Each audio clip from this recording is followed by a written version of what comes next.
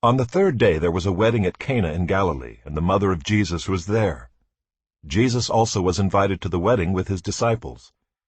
When the wine ran out, the mother of Jesus said to him, "They have no wine." And Jesus said to her, "Woman, what does this have to do with me? My hour has not yet come." His mother said to the servants, "Do whatever he tells you." Now there were 6 stone water jars there for the Jewish rites of purification, each holding 20 or 30 gallons. Jesus said to the servants, "Fill the jars with water." And they filled them up to the brim. And he said to them, "Now draw some out and take it to the master of the feast." So they took it.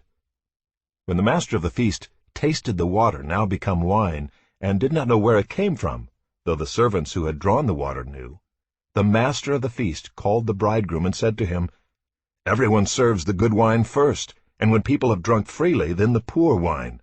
But you have kept the good wine until now." This, the first of his signs, Jesus did at Cana in Galilee, and manifested his glory, and his disciples believed in him. After this he went down to Capernaum with his mother and his brothers and his disciples, and they stayed there for a few days. The Passover of the Jews was at hand, and Jesus went up to Jerusalem. In the temple he found those who were selling oxen and sheep and pigeons, and the money changers sitting there.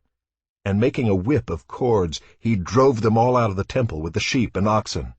And he poured out the coins of the money changers and overturned their tables.